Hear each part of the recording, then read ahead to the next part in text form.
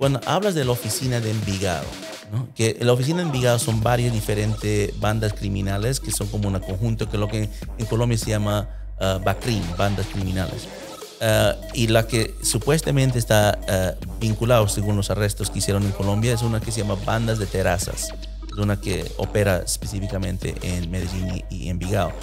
Y si uno conoce la oficina de Envigado, que es una extensión del narcotráfico del cartel de Medellín, de Pablo Escobar, que después que murió Escobar se empezaron a seguir con el negocio. Si conoces esto, sabes que ellos, su conexión con la costa siempre ha sido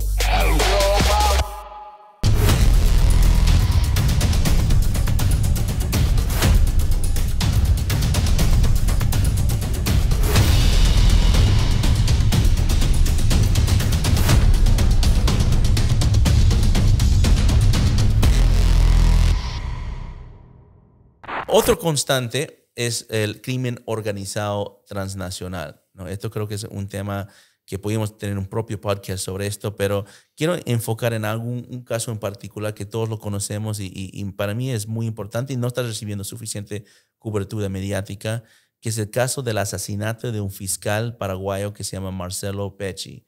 No sé si, Leonardo, tú le conociste en algún momento. Yo sí pude conocerlo en diferentes foros en la Triple Frontera porque era un fiscal paraguayo muy reconocido por los propios fiscalía, por sus trabajos que ha hecho en contra de estas mafias.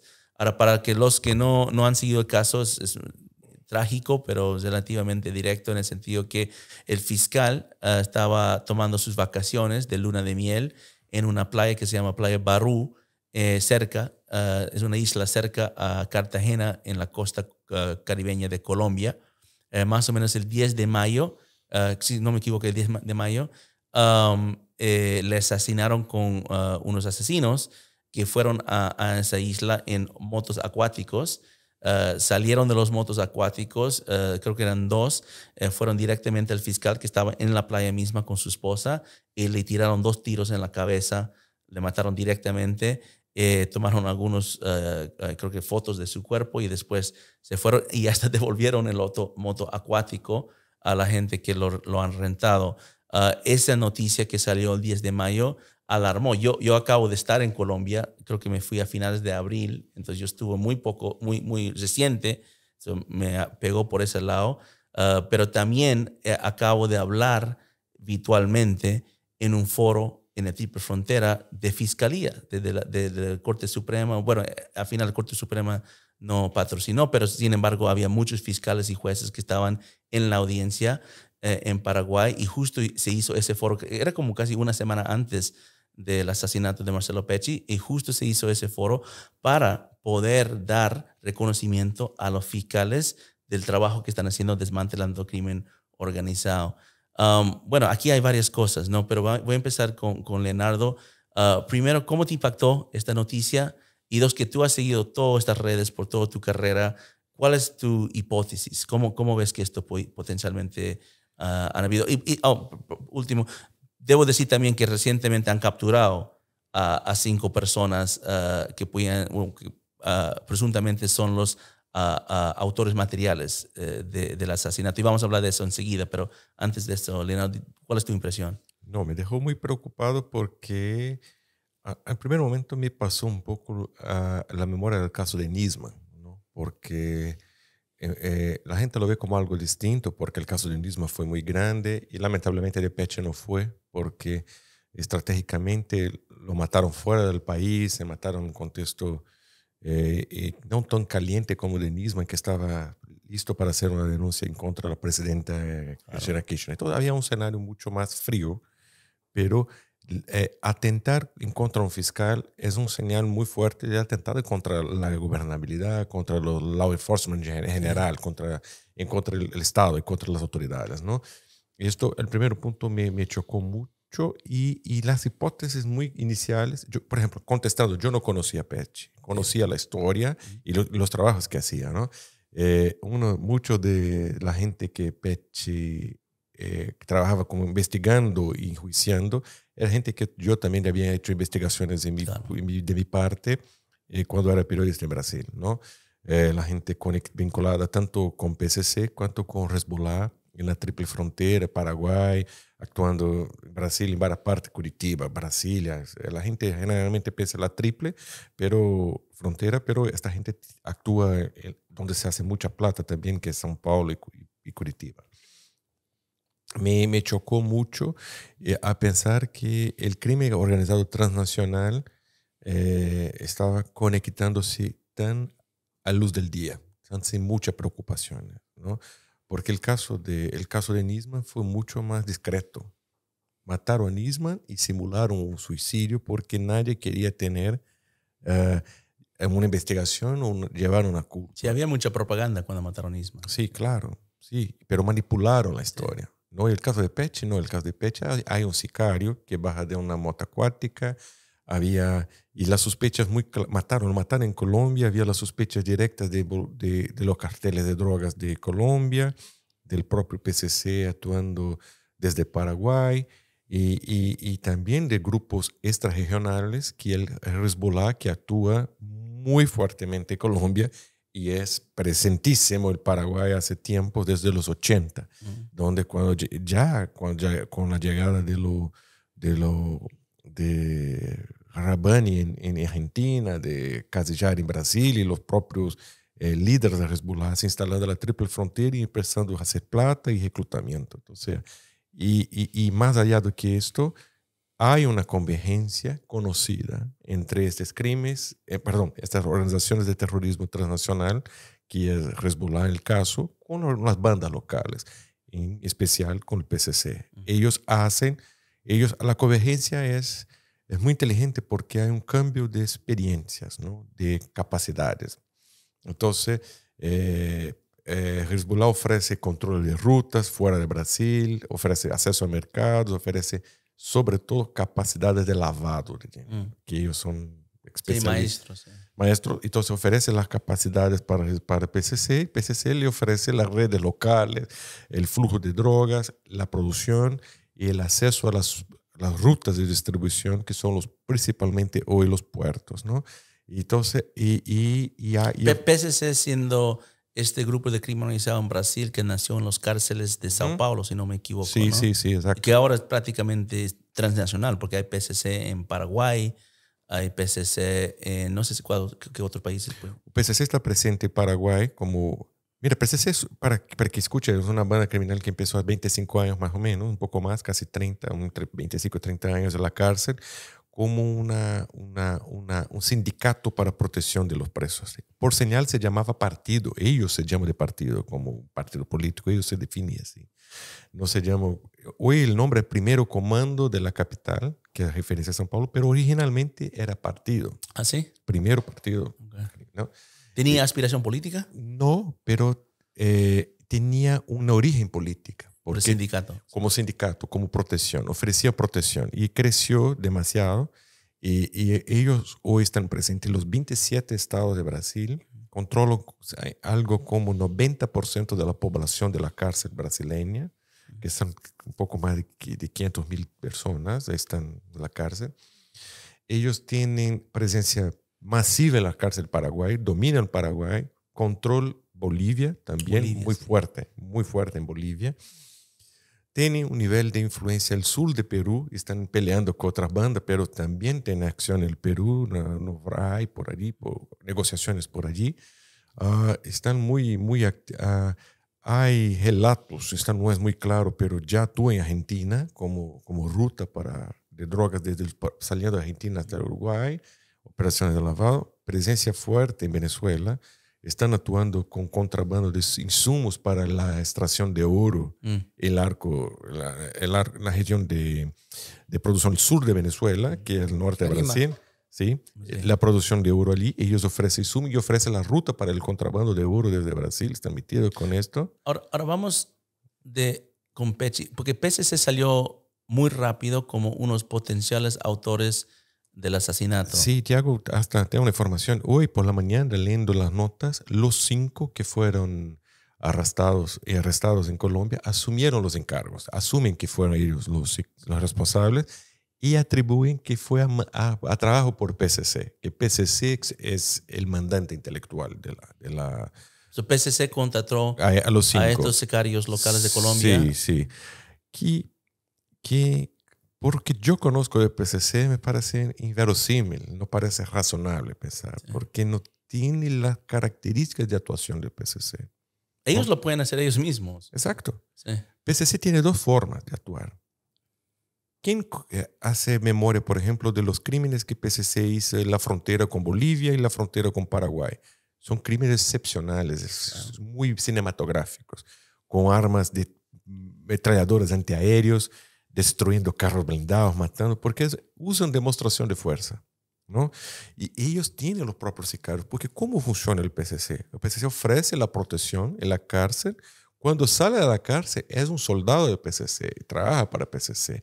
El PCC no necesita pagar $120,000, como dicen que fue en Colombia, para contratar sicarios de colombianos para hacerle trabajo. Es como perder dinero. Sí, y perder la influencia, porque PCC hace reivindicación de los crímenes, ¿no? ¿Y qué tal el argumento de que PCC lo haría para no tener huella, ¿no? Para poner eso, o ellos, porque muchas veces lo que yo he visto, creo que obviamente tú me has contado varios casos, PCC quiere tener Sí, crédito el de contrario. sus crímenes que Exactamente, cometen. el contrario, porque es disciplinador. PCC tiene tribunales internos, PCC demuestra su fuerza. PCC nunca... aquí no quiero hacer decir, pero me parece como si ahora... porque es muy fácil para estos criminales decir, fue PCC. Porque PCC no pierde nada con esto. Y PCC es conocido. PCC es conocido y puede estar justificando, usando PCC como una cortina de humo para los reales autores intelectuales. Es un buen punto. Mira, vamos a hablar un poco de los 5, porque he seguido obviamente este caso con mucha cercanía. No sé si vieron la operación. Esto fue realmente una operación como película. O sea, se juntaron y debo decir que no solamente son estos 5, están buscando el sexto autor material, que supuestamente una persona que era encargado de tomar las fotos del cuerpo muerto y después comunicar eso con los autores intelectuales para verificar su asesinato y cobrar, me imagino, el resto del pago. Entonces, esa persona sería muy clave porque esa persona podía tener contacto con los reales autores intelectuales del asesinato del fiscal paraguayo. Pero supuestamente, según las noticias de Colombia y los fiscales de Colombia que han reportado un poco de este caso, este asesinato se empezó a planificar en abril, ¿no? En Medellín. Específicamente en un barrio que es como una suburbio, es como un pueblo cerca de Medellín, es un poco más en las afueras, que se llama Envigado. Entonces se rentaron algunos apartamentos, se juntaron la transportación, la logística, el financiamiento, todo el reconocimiento para asegurar que van a tener cómo. Y según, una cosa que me llamó la atención es cómo sabían que él iba a ir a Cartagena. Y según lo que dijeron es que algo se publicó en Paraguay unas semanas antes que no sé si la esposa o alguien dijo que iban a tomar sus vacaciones, su luna de miel en Paraguay. Cuando se pasó la boda de ellos, una revista de columna social que hace así, hecho una nota larga de la boda y dice, se casaron hoy y van a pasar la luna de miel. Ahí está. Y con la destinación. O sea, tenía la información. Mucha publicidad de tus con viajes. Mucha antecedencia. Sí. ¿No? Y sabemos también que el día del asesinato había redes sociales que creo que la esposa estaba poniendo que están en la playa. Y sí, esto sí. He postado fotografías en la calle, en Cartagena. Diciendo que está embarazada. Pero antes, 10 días antes, o sea, he ofrecido una ventana muy grande, ¿no? O sea, una revista de Paraguay hecho un homenaje al casal y he dicho, el casal muy feliz ahora va a viajar hasta Colombia para luna de miel. Sí. Bueno, ahí está, estaba publicitado. Y, sin guardaespaldas. Sí, ¿sabe? Ese punto me han preguntado muchos periodistas, pero en mi experiencia, hablando, yo he dado testimonio en muchos casos de terrorismo y otros en América Latina como testigo técnico. Y en mi experiencia, muchos fiscales de América Latina no tienen guardaespaldas, ¿no? Salvo de casos excepcionales como Nisman, que tenía 30. Pero en muchos casos, los fiscales cuando te entrevistan o van, pueden pedir custodia. Él sí tenía en Paraguay. Sí, probablemente en Paraguay sí tenía, pero para que él lo tenga a Colombia tenía que hacer como una petición y todo esto. Y es muy raro que se vea. Eso no significa que Ahora es obvio y debería tener más porque había una amenaza seria, pero al punto de que muchos dicen, pero ¿cómo el gobierno de Paraguay no puso custodio? Y te digo, no es normal que los fiscales en América Latina tienen custodio cuando están en el exterior. Ahora, la operación supuestamente es de que había dos equipos, un equipo en Medellín y otro equipo en Cartagena que se estaban comunicando para hacer toda la parte de la logística de esto. Y fue todo, no voy a entrar en todos los detalles, pero fue prácticamente toda una operación de vigilancia y reconocimiento. Primero de la playa, después de él, hasta pusieron personas en el mismo hotel donde él estaba. Creo que pagaron unos prepagos para que lo monitorean en la playa de donde está andando. O sea, todo un trabajo muy profesional. Ahora, lo que a mí me llama la atención, conociendo un poco como Leonardo está investigando el crimen organizado en Colombia, cuando hablas de la oficina de Envigado, ¿no? Que la oficina de Envigado son varias diferentes bandas criminales que son como un conjunto, que es lo que en Colombia se llama BACRIM, bandas criminales. Y la que supuestamente está vinculada, según los arrestos que hicieron en Colombia, es una que se llama Bandas de Terrazas. Es una que opera específicamente en Medellín y Envigado. Y si uno conoce la oficina de Envigado, que es una extensión del narcotráfico del cartel de Medellín, de Pablo Escobar, que después que murió Escobar se empezaron a seguir con el negocio. Si conoces esto, sabes que ellos, su conexión con la costa siempre ha sido manejado por las comunidades libanesas de la costa.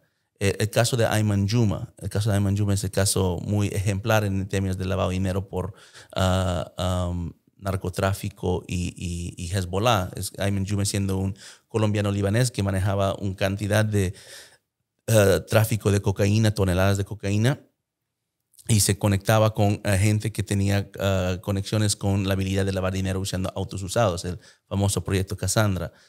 Ayman Juma, la razón que llegaron a Ayman Juma es que los oficiales colombianos y conjunto con sus contrapartes de Estados Unidos, de la DEA, que estaban investigando la oficina de Envigado, se empezaron a dar cuenta que en las comunicaciones estaban hablando árabe. Estoy hablando de 12, 13 años atrás, o tal vez más. Empezaron a descubrir que algunos estaban comunicando en árabe, entonces pusieron un traductor y empezaron a dar cuenta que estaban hablando con referencia a algunas redes que podían apoyar a financiamiento a Hezbollah.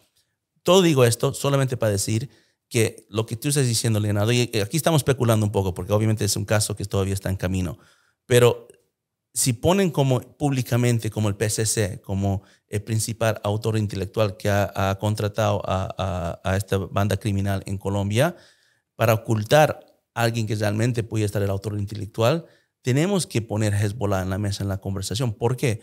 Por el hecho de que los casos de Marcelo Pecci, si le conocí, sus casos más ejemplares eran contra Hezbollah en la Triple Frontera. Tal vez no Hezbollah propio, no Hezbollah en Líbano, pero los financistas que están manejando grandes sumas de dinero para apoyar a Hezbollah en Líbano y sus esfuerzos que están haciendo en Siria, en sus acciones armadas contra Israel. Y esto empezó con un caso que se llama Nader Farhat. No era una grande suma de dinero, que lavaba dinero, creo que era $2 millones o algo así, pero era un caso ejemplar porque empezaron a desmantelar una cadena de financistas libaneses en la Triple Frontera que estaban parte de una red que llegaba a los más altos esferos de poder en el país y en el vecindario. Yo creo que vamos a ver, lo buena noticia es que agarraron 5 personas, eso es ya más de lo que ha pasado en el caso Nisman, y esto creo que, pero yo creo que los fiscales y todos tenemos que estar muy atentos a manipulación manipulación de la perspectiva que podía tener hasta los mismos jueces de quién está detrás de su asesinato. Mira, yo la única cosa que quiero agregar es que cuando está hablando uno de estos tipos este tipo de crimen, estamos hablando de redes y esas redes son internacionales, sí, porque especialmente trata de personas, empieza desde África, desde Medio Oriente, América Latina, todo este hemisferio.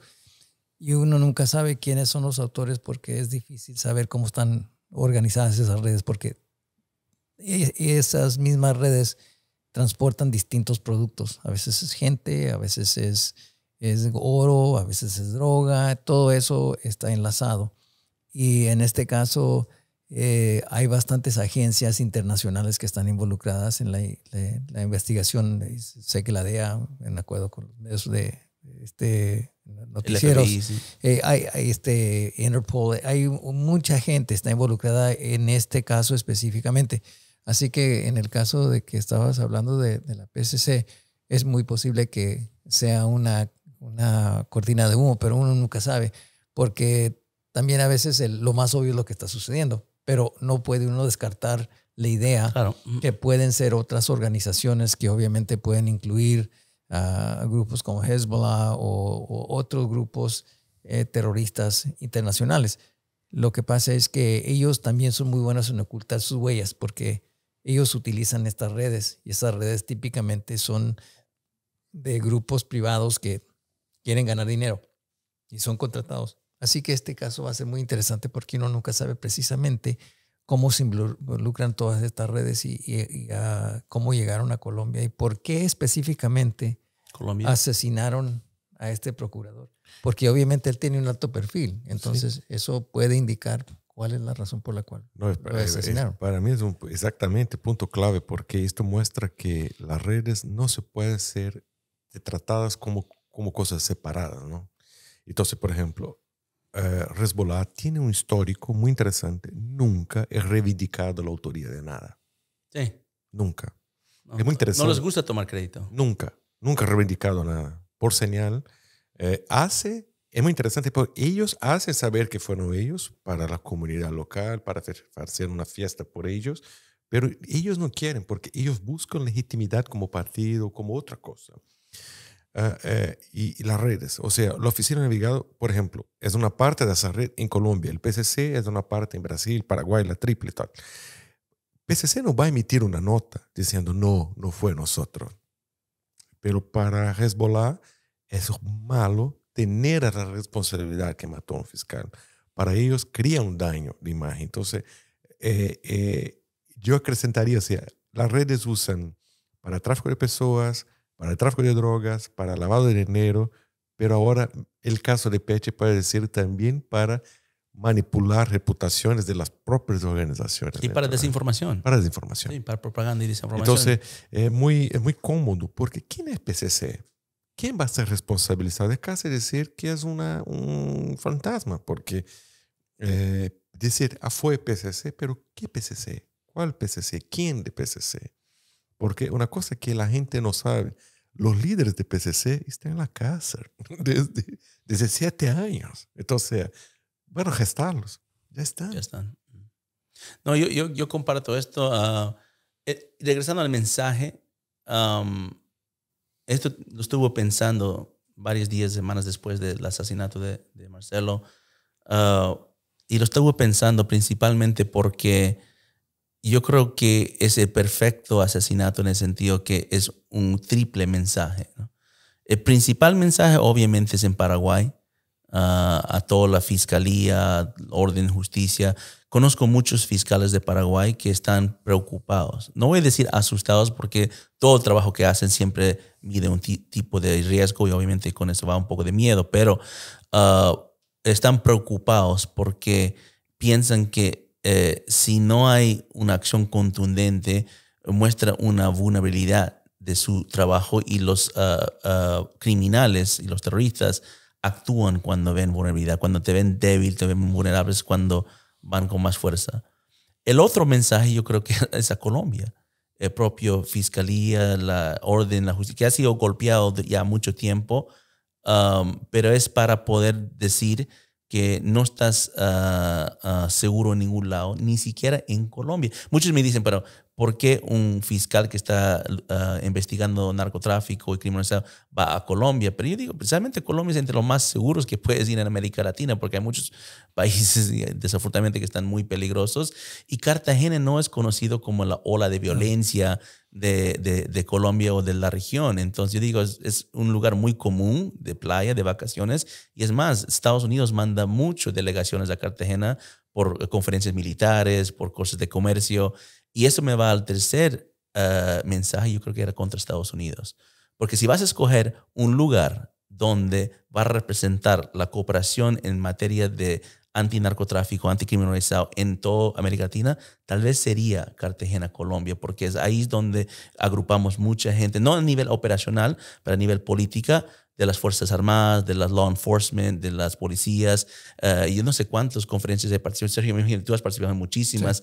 Porque en la lucha antinarcotráfico, la Armada de la región es la principal herramienta en contra del narcotráfico, y muchas veces las armadas se concentran en esa costa caribeña, yendo desde Ecuador hasta Colombia, y obviamente ahora no en Venezuela, pero antes hasta en Venezuela. Entonces yo creo que es en el sentido de perfecto crimen en términos de mensaje, porque estás diciendo a esos tres, Estados Unidos, Colombia, Paraguay, a pesar de toda la región, que no estás seguro, tu gente, entre comillas, tus héroes, tus luchadores, tus fiscales, no están seguros.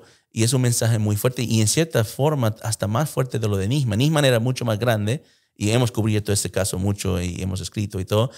Pero, y más, lo de Nisman tal vez era geopolíticamente más relevante, en el sentido que lo que estaba haciendo el fiscal Nisman. Pero en este caso el mensaje es muy duro para las personas que quieren que escuchen. No para el público general, porque el público general muchos no van a prestar mucha atención más allá de los días que pase el asesinato, pero para personas, hasta, voy a decirlo francamente, hasta nosotros, o sea, nosotros que trabajamos estos casos, yo estaba en Colombia hace muy poco, yo tengo que pensar, ¿qué tan seguro estoy cuando yo estoy viajando? Porque yo no, si los fiscales no tienen custodia, yo menos, ¿no? Entonces yo tengo que pensar cuando estoy viajando si realmente debo tomar adicionales. Yo siempre tomo medidas de seguridad cuando viajo, pero si debo tomar hasta más. En pocas ocasiones yo tuve que contratar un custodio porque había algunas amenazas directas, pero yo lo percibí así, como un mensaje. Hezbollah o PCC o cualquier grupo de crimen organizado o cualquier mafia que ha hecho esto sabe bien a quién quieren que escuche este mensaje. No sé, unas últimas palabras sobre el caso de Marcelo Pecci. La única cosa que diría es que hay que tener mucho cuidado en cómo se expresa esa amenaza, porque tiene que tener una firma que es reconocida por la gente a quien estás amenazando. Así que si la firma existe, entonces la persona que está intentada a ser amenazada debe de tener ese conocimiento, y al momento no sé si sabemos cuál es esa firma, pero es un caso obviamente que tiene que resolverse, y yo pienso que con el tiempo se va a hacer, porque fue tan obvio. Sí, igual. Pienso que el arresto de los 5, la confesión, no representa el fin de la investigación. Yo creo que hay cosas para venir. Sí, bueno, hay un sexto que están buscando personas. So, esperamos, y bueno, hay que reconocer también la Fiscalía de Colombia y la Fiscalía de Paraguay, que han avanzado con este caso. Yo estaba sorprendido. Un mes llegaron ellos, sí, ¿no? Sí. Y fue un trabajo de inteligencia muy interesante, porque todo empezó con imagen de un tipo en la tienda de donde se rentaban las motoacuáticas, y todo hicieron un trabajo de reconstitución de las cámaras de seguridad por toda la zona, buscando el mismo tipo, fueron encontrando. O sea, y creo que supuestamente había una fuente humana de alguien que estaba en la escena, que no sé no sé cuál es la motivación, pero creo que